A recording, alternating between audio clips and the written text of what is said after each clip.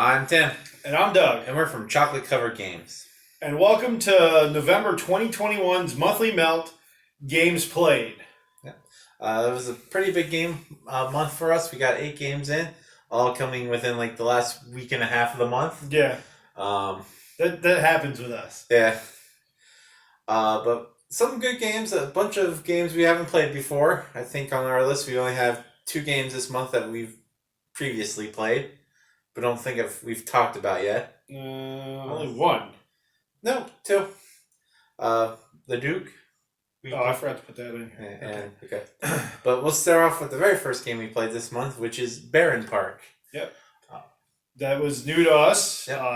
Probably not new to a lot of you. It's a very popular game. Mm-hmm. Tile laying, Tetris style. Yep. I enjoyed it. Yep. I liked how the board expanded by covering up certain things and then getting the pieces you need by covering up other things. I thought it worked very well. Yeah, it was a very fun strategy game where you had to cover up certain things in the park to gain more park. Yeah. Essentially. Yeah, you covered up the construction workers, you gained the park. You covered up other like wheelbarrows and things, and you gained other pieces. You cover up like the crane, you get a bigger piece. Yeah. And if you fill up your whole board, you get a statue. Yeah, and I thought it worked very well with having to cover the things up to get the different pieces. Mm-hmm. I thought that was really unique, and I think we both enjoy that style of game. Yeah, of all the tile placement laying games, this would be my top tier tile playing Tile placement game. Yeah. More than Patchwork, more than Indian Summer, and all those style of games. Yeah. Like I said, I think this game would be even more popular than Patchwork if they start doing digital adaptations like they have with Patchwork. Yeah. So hopefully that may be in the future. Yeah, and I'd like to try with the expansion. It didn't have the expansion because I think that adds like a monorail. Yeah. Which mono means one and rail means rail. Yep, last time I checked. But very fun game from Lookout Games. Lookout Games. That was Barren Park, the first game we played of the month. The second game we played this month was a game that I think was the first game we played at the Game Table Cafe. Yes. Where we play our games at. Most of our games at. Is the Duke. Yep. Yeah, I'll look up who that's by. But this game was interesting. Not so much for the gameplay, but while we were playing it. Yeah. So we'll start with the gameplay. Okay. It's very chess-like. Yep. For those that haven't played, it's very chess-like. You start with your Duke and a footman and something else on the board. 2 footmen. Yeah. Yeah. And when you move your piece, you flip it over. So it tells you on the little block how your piece can move. Yep. And after you move it, you flip it over. And it gives you new movement. Which is the opposite of what you just did pretty much. Yeah. Because like the Duke slides left or right, and when you flip it over, it slides forward or backwards. Yep. And then when you to add pieces of board, you draw them out of the bag, put them on there. It had to be adjacent to your Duke. Yeah, orthogonally. Like, yeah, that's true. And now we played with one of the expansions. Yep. That really messed up my game. It helped you at the beginning of the game. It did. So we played with the mountain tile that you put on the board, and it just becomes a dead space. You can't move through you can't. So I ended up getting my Duke stuck. Yep. That he couldn't move because of the mountain. I moved a person in between him and the mountain at a point where he could only go forward and backwards, so I couldn't go back off the board. I couldn't go forward into the mountain.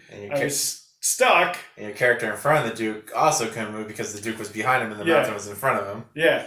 And so it ended the game quicker because I didn't think I should just start pulling tiles. And moving them around. And trying to delay. Yeah. Because once I figured out you couldn't move, I was able to start. Yeah, it took you a couple turns, thankfully. Yeah, well, because I had to figure out. Okay, he moved. My one piece moves this way. Yeah. Then I had to flip him. Like, okay, now I have to figure out how to move him here. Yeah. Flip. So I should have just kept pulling tiles and moving them. Yeah. But we enjoy this game. Oh yeah, it's a top tier game. It's one of the ones that got us into the hobby, and like Tim said, it's the first one we played at our friendly local game store. Now the reason we were playing this game was there was a gentleman at the store who was there doing research for a college paper. Correct. For the one university he was going to, and just asked if he could video us playing it and studying, I guess how we were critical thinking through the game. And I think. Because he wanted us to verbalize what we were doing. Yeah. So I was glad to help him out. I'm always glad. And the Duke is Catalyst Games. Okay. So, again, it's always good to go back and play some games that you have in the past. And I believe there's a now upgraded version of this. Yeah, it's called the Jarl. No, not the Jarl. No. Now you're going to make me look it up. An upgraded version of the Duke? Yeah. If there is, I could see that. I mean, it's had enough expansions. It's had like 4 or 5 expansions at this point. No, but because you had like the Robin Hood expansion, I didn't spell that right.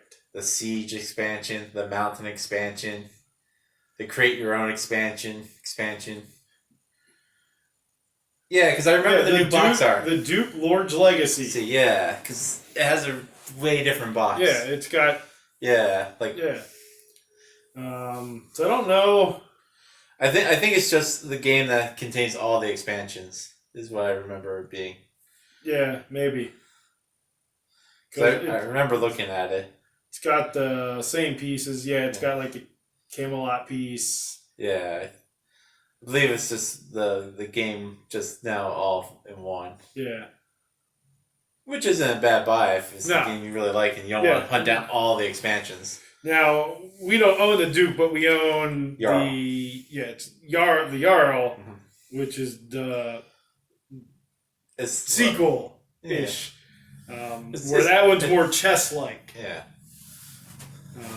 It's Viking themed. Yeah, it's Viking themed. Even though these games really aren't heavily themed. Yes.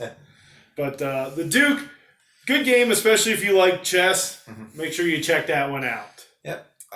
Game number 3 is probably the newest game on our list for the month, is the Night Cage, which I had to write down because I kept calling it the wrong name constantly. Like the Night Watch or... The Dark Cage or the last... so the Night Cage is... I think it only came out a couple months. Smirk and Laughter Games. Yep. Why it's Smirk and Laughter, not Smirk and Dagger, because it's not a fun game. Like laughing game. Yeah. It doesn't fit their Smirk and Laughter. But yeah, Night Cage just came out recently. It's one of the hotness games right now. Surprised we played it. Yeah. Normally we would wait 4 years. Well, normally, we don't see this new game. But, man, I just don't know what I think about this one. It is themed very well. I will say, playing this game, I did feel a sense of dread, like, because you only had so much you could do, and you were constantly feeling like you were behind, no matter what you did. Yeah, I agree there. Every move you made, you felt like you made the wrong move. Yes. No matter what you did, even when it was right. Yes. You felt like, okay, I moved. So when you move your piece, only the pieces orthogonal to you stay lit, basically. So your piece is carrying a candle, and when the piece you're standing on and then the 4 orthogonal pieces to you are technically lit. You can see them. So any spot then that you move from, and that would go dark, goes off the game board. Correct. And it's gone forever. And it's gone forever. And then a new area lights up, so you have to draw tiles and put them down. Yep. So it could be your goal is to collect 4 keys and get to, I want to say a terminal, but a gate. Yeah, a gate door. Yeah, a gate. So when all 4 characters have a key and get to the gate, you win. It's the only time all 4 characters can be on the same spot, the same tile. But there's also monsters that you draw. There's tiles that collapse. And the first time we played, we played a little bit through and realized we really messed up. And we also had terrible draws. Well, that wasn't why we stopped. Well, no, we stopped because we didn't take away tiles like we were supposed to. Yeah. But we were going to lose that game anyways, because like the first 3 things we pulled were like gates and keys. Yeah. But nowhere near each other, so once you had to move to get one, you lose them. And you're like, well, then there's no more gates in the game. You lose no matter what. Yeah. So we didn't have a good draw at the first time through, but also we didn't take away tiles like we were supposed to. Because the starting tiles that you're on, when you move away from them and they're no longer in the light, they went away. And we left them on the board. Yeah. Once we figured everything out, the second game had, again, by luck, had a better draw. We actually didn't draw any monsters in that second game. Yeah. But it was still that every move you're thinking, I need that piece and I'm going to lose it. It did have a very good theme. To me, it was an okay game. It's not my style game. Like I said, we played multiple tiling games this month. I would say this was the weakest of the tiling games we played this month. Mainly because it is 100% luck of how the tiles come out. Well, that and I think you've got to like that theme. I think you've got to like the horror board game theme.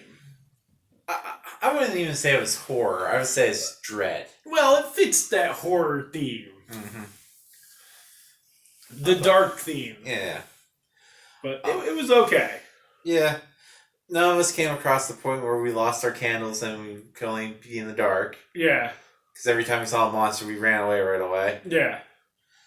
But yeah, like I said, it was okay. And then the next game that we played is Cascadia. Cascadia by Flat Out Games. Yep. Fun game. Yeah. Rules could have been a little bit better.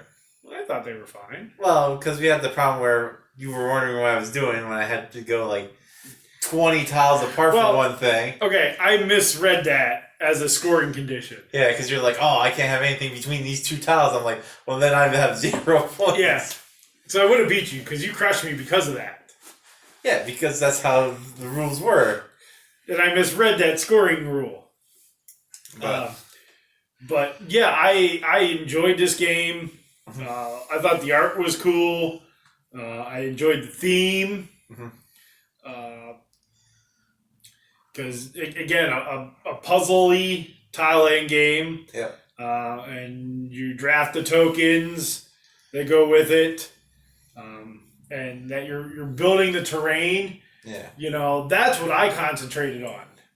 Was that scoring condition. Yeah. Because, was it...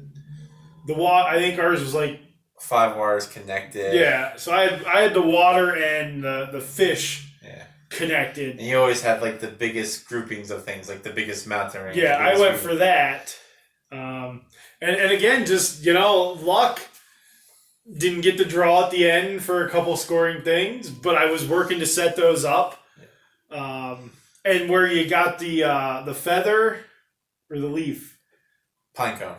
No, there's a feather leaf that you can wipe the or choose a different tile and animal token. Yeah, I thought that worked well because there are times where those pairs didn't match up with what I needed, but I could use one of those tokens to get what I needed. And but the thing was, it always seemed to be for you. where we had 3 of the same tokens, animal tokens, so you had the choice of taking or wiping clear. Mm-hmm. And you wiped clear all the time. Well, yeah. Why wouldn't you? I never got to do that. Yeah. Well, you could also pay to do that. Yeah, but you got to do it for free. Yeah. But I enjoyed the game. Yeah, like I said, you focused on multiple scoring conditions. I really only focused on one the whole game. Because one of them was like, score 28 points by doing this one thing. So I'm like, oh, I'll just do this the whole game. Well, it was a number of tiles apart, like the hawk or whatever could see. Between each other. Yeah. Yeah. So I'm like, oh, I need to get, I think it was like 12 tiles apart. So like you were building like this nice square thing. Well, because I was going for the circle of bears. Yeah. And the pairs of foxes. Yeah. And then I had the line of fish and the group of water. Yeah, your board looked like a board that you were creating. I was just creating like a yardstick on my side. Well, because I was trying to do multiple scoring conditions where you focused on the one that scored the most. Yeah. So, but beautiful looking game. Yep. I guess people consider it to fall in that line of like Cocalico and Wingspan with the look and I really like the look of it. Yeah, it was nice. I like wildlife theme. Mm-hmm. But yeah, I would definitely play that game again. And that was Cascadia. The next game we played was Happy Little Dinosaurs. One of the big box game out there. You can pick up at Targets and whatnot. Very popular. That is by Unstable Games. Yes. They're okay game. The problem, it's not a 2-player game. Yes, it's not a 2-player game. Love the artwork. Mm-hmm.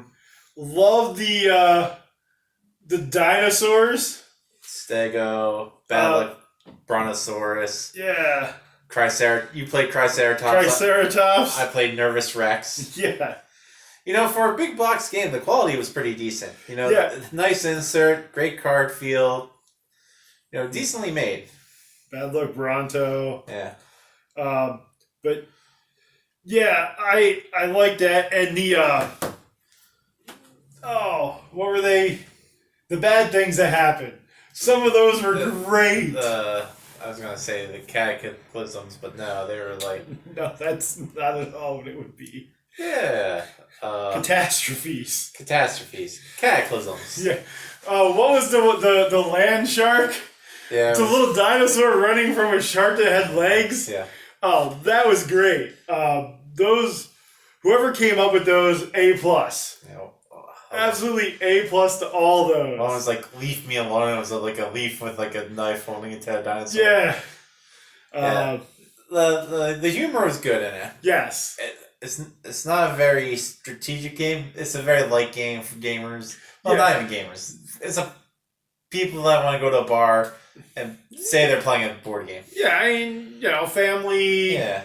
At home, and would I play it again at 3 or 4? Yeah. Yeah, definitely with more. They haven't made an expansion. I found out. Okay. Yeah, it's like the tragedy of puberty or something. And it's like T-Rex in his underwear being laughed at by like other dinosaurs. Yeah, you can look it up. I'm pretty sure I got the name of it wrong. It's something of puberty. Really? Yeah. I wonder if... if you just look through the people that made the game, it's the same company. So you click on them. It leads you to other things they made. But yeah, at least know that expansion. I saw that when I was scrolling through. That's too funny. But yeah, I mean, again, Happy Little Dinosaurs expansion, Happy Little Dinosaurs exclusive edition, Happy Little Dinosaur Perils of Puberty. Perils, that's the word. But yeah. Yes, it is the T-Rex in his underwear on the box cover. Yeah, I told you. If you played either, the expansion or this game, let us know what you thought about it, or any of the games. Yeah. But yeah, still a fun time. I think we tied in this game. No, you won. Did I? Yeah. Okay. Couldn't remember. Because I didn't do very well. I kept because you're playing high-low cards. Yeah. And I just didn't have very good cards. Um, But Happy Little Dinosaur, great for the artwork and the humor. yeah.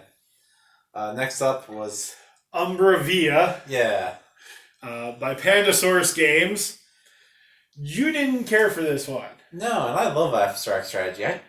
I don't say I despise this game because there's a lot of games I hate. This game wasn't fun. It was abstract strategy tile laying. It seemed like a thing to kill time. Area majority, auction bidding, tile place. I think it would have played better with more people. Probably. Yeah, it was okay. Because at 2 players, you play with a dummy player. Yeah, and the dummy player really didn't play much of a factor. The dummy player almost won. Yeah. Or would have won.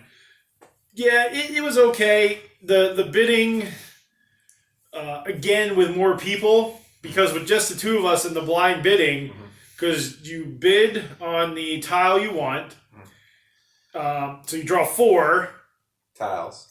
Well, 4 of your things to bid. Yep. You bid, then you show what you bid on, then you hide again, and then you bid a second time on the 4 tiles that are available for auction. Then everybody puts their pieces on that tile with your soul and I forget what the other thing was. Non-soul. Like power or something. Like soul was worth 2 and the other thing was worth 1. And whoever had the most got that tile. And then you move the tile on the board, but you didn't rotate it. Well, then also, you figure out which tile had the least amount spent on it. They would go first. Yeah, that tile would get to move first, and then the one that was spent on the most would go last. Yeah. And then with the dummy player, you got their tokens. If you shut off one of the path, you're building a pathway. Yeah. When it shuts off, you get the tokens on there. So you would get the dummy player tokens to go into your bag, and a lot of it was luck based in what you drew out of your bag too. Because if you drew all the 2-point soul tokens to bid versus the 1-point tokens, you had a better chance at winning what you were bidding on. Yeah. At one point, I just thought, do I close off as many small things as I can just to get more things in my bag to have but I guess you have a lesser chance of drawing the more expensive one. There's a lot going on, I thought, in this game. I just thought it was just random luck of draws. A lot of it was. Yeah. But, when it came down to the end, when you close off a thing, whoever has the most other pieces on that path gets it. Yep. So at the end, I didn't shut off a path because it would have gave it to you, but then you just shut off a small path, like one piece, and it ended the game. I don't know. It was okay. Yeah. Like I said, I don't think I would play this again. I would with more people. I think if there was more people and they were really pushing to play for it, I'd be like, okay, I'll give it another go. But I don't know. Just it's a game that didn't interest me halfway through. Just kind of zoned out at that point. But that was Umbra Via. Yeah. See, I said it right finally. Next was Mars Attacks, the dice game. Yep, and that's Steve Jackson Games. Yep. If you've seen Mars Attacks the movie, it's that, in a dice game. Yep. You're rolling dice, trying to collect cards matching the symbols on city cards. And some of the cards will have powers on them that you get then. It's a quick game where, you get 2 cards or you empty a stack and the game's over. So once one person gets the top card in a 2-player game, there's only one more card in that stack. We just decided we were going to play through all the cards, which made it harder as we went on. Because if you roll nuke symbols, when you fill all the card nuke symbols up, you bust. But it's sort of pressure luck too, because you can stop and save your progression on any of the cards. Yeah. Or, again, press your luck and try to get all the dice to roll those symbols. Or when you fill up all the nuke symbols on the card, you bust and you don't get anything. So, dice rolling, press your luck, just stupid fun. Yeah, it's a filler game. You play between games. You're like, Yeah.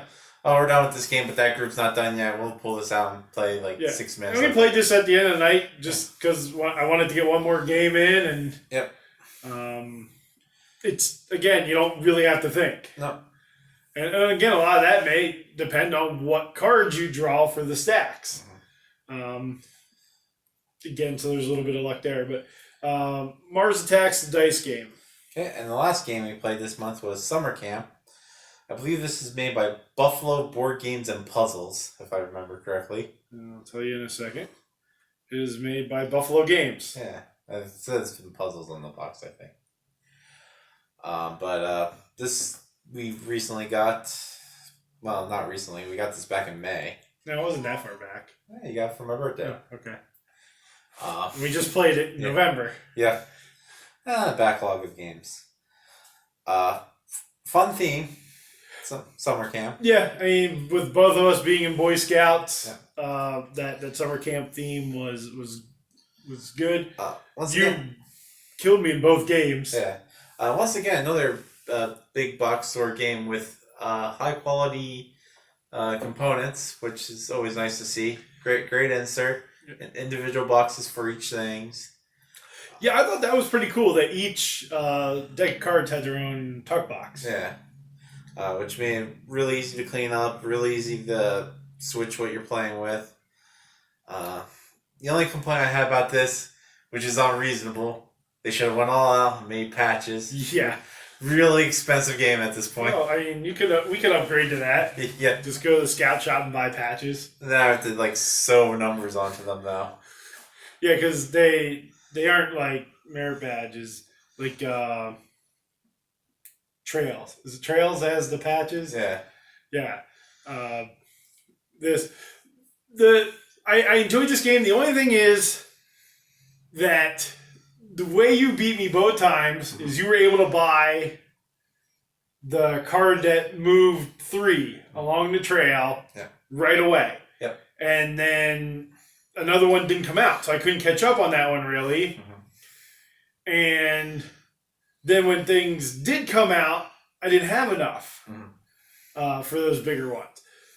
Luck of the draw, way you play. But I enjoyed it just because I enjoyed the theme. This is a game that I can definitely see them coming out with expansions. Like I said, there's so much room in that box. They could just make a couple more badges in the tuck card and the tuck boxes. Yeah. To add in there. I don't know if they would or will. Yeah. Be nice if they did. Because it's like adventure, friendship, cooking, games, arts and crafts. Yeah. So yeah, you can come up with a couple of things. I think there's swimming.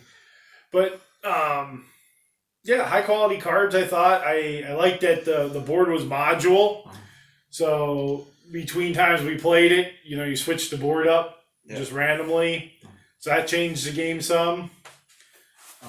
Which again helped you in that second game because the first little trail part on that one was all draw a card. Yeah. So once you got ahead of me, you could keep drawing cards, you were able to buy more and do more. But fun game, fun theme. Yep. So what was your game of the month? My game of the month probably goes to Summer Camp. Okay. My least favorite game of the month. Or your game of the month. No, I'll be willing to say that I dislike this game immensely. That'd probably be... I did hate Umbra Via, but I'm gonna go with the Night Cage. Well, you just said you don't hate games. There's games. I told you, Biblios will always be a game I will hate. Well, we only played that with 2 people, and it didn't work well. Yeah, but it's still up there. But no, this month Night Cage takes the honor of worst game played. Yeah. My game of the month is Cascadia. Okay. I like the theme. I like that style game. My meh game of the month would probably be Umbra Via. Mm-hmm. Just because I didn't think it worked well at 2 players. Yeah. So, yeah, I won't go my least favorite game. I'll go my meh game. Now, I'm going to make a graphic that says Doug Super Elite hates this game. Yeah. Hopes it never succeeds, and people that like it are terrible. No, Umbra Via done well. But that's the games played for November of 2021. What games have you played in the month of November? If you've played any of the games that we played here, what's your favorite? What's your meh game? It can be more negative. This is the internet. But do like, subscribe, hit the bell, check us out on Instagram. Yeah, we still have an Instagram. Yeah, Instagram. Share our videos. It does help. But with that, again, thank you for watching. Stay sweet.